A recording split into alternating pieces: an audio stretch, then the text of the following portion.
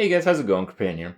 Today I want to talk about the absolute worst arena cards in the entire game. And the reason I want to do that is I think doing so will, on one hand, show people how these cards can actually be used in a very ideal situation. So even though, some website out there or some friend might tell you this card is really, really garbage, it might just happen that your deck is perfectly aligned with a bad card in order to make it extraordinarily good, because that's actually how Hearthstone works.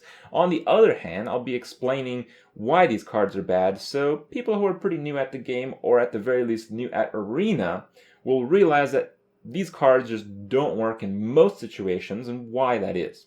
So let's get started. I believe I have 7 cards for you guys that I think are in a category of their own. If you see anyone with any of these cards, they either have absolutely no idea how to play the game, or they have a deck that is completely skewed in order to make the card good. And I think this is not true for any other card in the game. And I think you can actually avoid almost every single... Actually, I think you can avoid every single one of these because they don't conflict with one another. So the only way that you have these cards in your deck, or you're facing someone with these cards in their deck, is because of lack of experience or crazy synergy. Number 1 is AlarmoBot, so just the standard one. AlarmoBot was once not like the worst thing ever because it was a classic state of Hearthstone 2 years ago when people didn't try to kill each other right as the game started. So AlarmoBot, sometimes played with the coin on turn 2, had some reasonable expectation to not get completely destroyed by the creatures played before it. These days, that expectation is absolutely none. If you play AlarmoBot, you need to be winning the game by so much that the effect of often at that stage of the game is going to be like a 2 or 3 mana tempo swing at best, is going to be really completely irrelevant in the game. Now, of course, I actually have some highlights where this is not true, so if you play enough games, AlarmoBot might actually see a victory on its own, just as all the cards on this list, but in general, you will not have any success playing this card, so don't. Number 2, we have Astral Communion, a pretty interesting card that has seen some, let's say, elaborate ranked, not necessarily tournament play. It's okay if you design your deck for ramp into this, so if you have Innervate and Astral Communion, and all of your creatures are either cycle creatures, ones that draw a card, or creatures that are just incredibly strong by themselves, and usually this requires them to have a very high mana cost. So you can't do that in Arena. You just don't pick what you want in Arena. Combo cards generally don't work in Arena, and this is like the ultimate, most gimmicky, most cheesy type of combo card, so you can expect it to suck completely. The only redeeming factor of Astral Communion is that if you have no other cards in hand and no other mana crystals used for that turn, I believe you get a redraw as you do with Wild Growth. However, I would say that is fairly optimistic. Next up, we have Mind Blast, and some people might be a bit confused because when they see a card, especially noobs, this is kind of one of those noob trap cards. 5 damage, 2 mana. That's crazy. Man, I just dark bombed my opponent's face the last game. Why is Mind Blast bad when it does 2 more damage and it even saves you the time? You don't even have to point it at his face. It just automatically points at the face. You even have more time for the rest of the plays in that turn. Well, not so. Mind Blast might actually be a great card in some classes, but in Arena, Priest has almost no consistent early game tools and very poor board clears. So the aspect of doing face damage is only relevant when you are winning a game or when you can attrition your opponent down with damage from a hero power, which Priest doesn't have. So it makes it so Priest is always struggling to win the game, but when it begins to win the game, it will just win the game. Mind Blast is only good when you're already winning the game, and has absolutely no purpose except taking up a spot in your deck towards actually helping you to win the game, to win the board state. So the priest, you have to just have the bigger creatures, you have to have the on-curve creatures, you have to have the buff at the right time, you need to have draw because now you need to have a lot of early game, you have to pick all the board clears, you have to pick some of the taunts. Mind Blast, all the way at the bottom of the list. But other classes, it would make sense. Unfortunately, it is a priest-only card. A Gang Up is another card that is unbelievably bad in Arena. Now, in some situations, you might like gang up a legendary or some crazy epic card and then draw it right away, and you really had a lot of card draw anyway. You know, all these cards actually have some scenario. So Gang Up is actually okay if you're playing like a drawn out game. It's okay if you have a lot of draw. It can even prevent you from going to fatigue.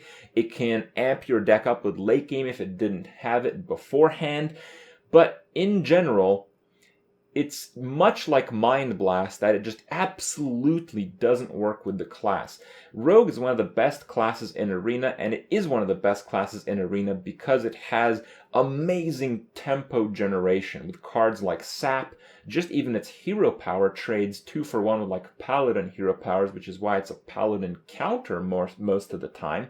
Your ability to play efficient cards that have a direct impact on the board is the only redeeming factor of the class, and Gang Up does absolutely none of that.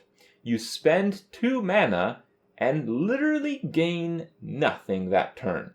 And you might not even draw the card, and even if you draw the card, it might not be the best one to play for tempo. So it has some extremely restrictive functionality in most rogue decks, but if you're playing a rogue deck with a crapload of taunts, heals, Dark Iron Skulkers, let's say, to clear boards, and you're just missing a little bit of late game, well, maybe Gang Up would be better than 2 other garbage common cards.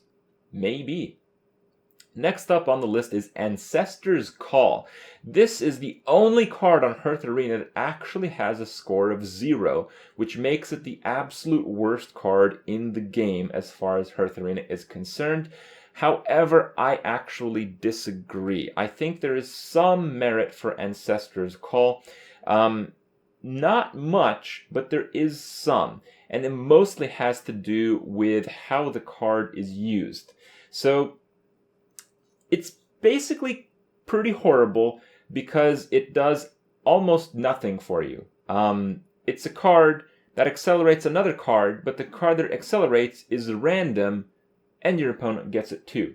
So if you're playing a Shaman deck with really slow creatures and this card, it still might suck for you, because not only are you both getting a creature, you are spending 4 mana for your creature, as well as the card. And card advantage and the ability to sustain a hand is a pretty important aspect in Arena because you don't have very frequently cards that draw other cards. So yes, that's why it's considered really bad. But as a counterpoint, I'll tell you guys how the card can be really good. Ancestor's Call will not trigger under the following scenarios. 1, if your opponent does not have a hand. It might just be that you are playing a pretty slow deck, and it might be slow enough that you can expect to outlast the faster decks to the point where they have no cards left in hand. You play Ancestor's Call, you basically use it as an innervate or a better innervate if it gets something out that's much more costly than that. In that situation, it's an alright card. In the other situation, it's when your opponent has 7 creatures. The most creatures you can have on a board without bug abuse of certain cards, which I guess I probably shouldn't talk about, it won't trigger. It won't play it as the 8th creature for your opponent.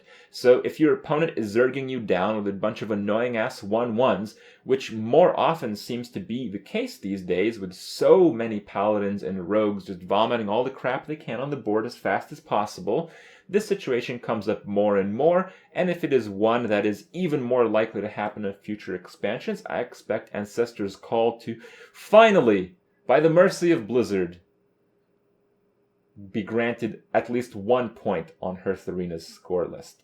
So, we'll see. In some extreme scenarios, I have personally used Ancestor's Call in decks that have very few creatures with board clears. I've used it in conjunction with Elemental Destruction when I had no creatures in hand, just in order to basically discard a creature from my opponent's hand. That's pretty unlikely. Don't expect to play it that way. So, yes, the card is pretty limiting, but, in some decks, those scenarios might line up more so than some of the other bad epic cards. And yes, there are some other really bad epic cards. Sacrificial Pact is the worst on the list for Warlock here. It's just really, really bad because, one, there needs to be like a demon in play, and usually there isn't. Or you're up against a Warlock, that would be really good, but you're usually not, because Warlock is not really considered one of the better classes in Arena these days. I think it's like the maybe 6th or 7th best class, which basically means that nobody plays it. So you might expect to face like one Warlock every like 10 to 20 games, and then they actually need a demon, and then you need to be playing a Warlock as well, and then you need to draw Sacrificial Pact for the demon, otherwise it's a dead card. You might not even need the 5 life, and yeah, you get it. You get it. But when is this card good? In Constructed, it's used with Dreadsteed, so I guess if you have Dreadsteed in Arena, it's a lot better than normal. It's also used when you have a lot of Void Callers, and in Arena, you can have literally a lot of Void Callers, because the Void Caller would just get either another Void Caller or just a demon, and sometimes you can play a Void Caller and play Sacrificial Pact in order to get a demon that costs more than 4 mana to kind of push for a tempo swing, which is generally how you lose as a Warlock. You just don't have enough tempo, you take damage, and it makes your hero power unusable. And the other case, in the future, perhaps there will be more neutral demons. Right now, the only 2 neutral demons are the imps from the Imp Master, and I believe Illidan. So there are neutral demons. Blizzard has deemed it okay in terms of card design, and maybe there will be more neutral demons in the future. If there are, Sacrificial Pact might actually turn out to be one of the best cards. Probably not, though. And of course, last but certainly least, in my opinion, Bolster. Bolster is a card that I've talked about a lot, so I'll try to keep it short. The reason it's bad is when you draft in Arena, you'll probably just get like 1 or 2 taunt creatures. I think the average is like 2 taunt creatures. So unless you have both of those creatures in play, and often ready to attack is also an important factor, because if you're playing Warrior, you don't have many relevant creatures, and your opponent will almost always use removal on the important creatures that you play, which are usually going to be the taunt creatures, because you're usually going to be losing. So let's say you have both of them in play. Let's say they're ready to attack. You play Bolster. It's a good card. Bam! There you go. But most of the time, you will find that when you have Bolster, you will not have your taunt creatures. And you'll find that even if you do have your taunt creature, you play your taunt creature, and then you basically cast Mark of the Wild on a creature that already has taunt, which seems like pretty bad already. Well, that creature's almost certainly going to die to removal or get silenced, because people run removal, people run silence in Arena. And again, you're a Warrior. You're going to be losing already. So the card is really bad. The reason it's monumentally bad is because it's a common card, so you see it so frequently. It's a class card, which doubles the frequency, and it's a TGT card, which gives it another 25% bonus. So if you're wondering why you saw 12 bolsters the last time you tried and failed to draft a decent Warrior deck in Arena, it's because it probably shouldn't be a common card. There is not much redeeming factor for this card. This card really just needs to be changed to a higher rarity so it doesn't show up and screw up the already worst class in Arena even more. And for now, you're only going to pick Bolster if you have an unbelievable amount of taunt creatures.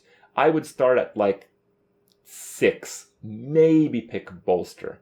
When you have more than 10, I guess you might not feel too bad picking Bolster. But if you have 10 taunts, you will find that your creatures tend to be far less powerful than your opponents for the same mana cost. So you'll probably just lose anyway. That's it, guys. Hopefully you guys learned a few things. Hopefully I never catch any of you guys choosing any of these cards in Arena. And now you know that it's your own fault when you do. Hope you enjoyed it, and I'll see you guys tomorrow.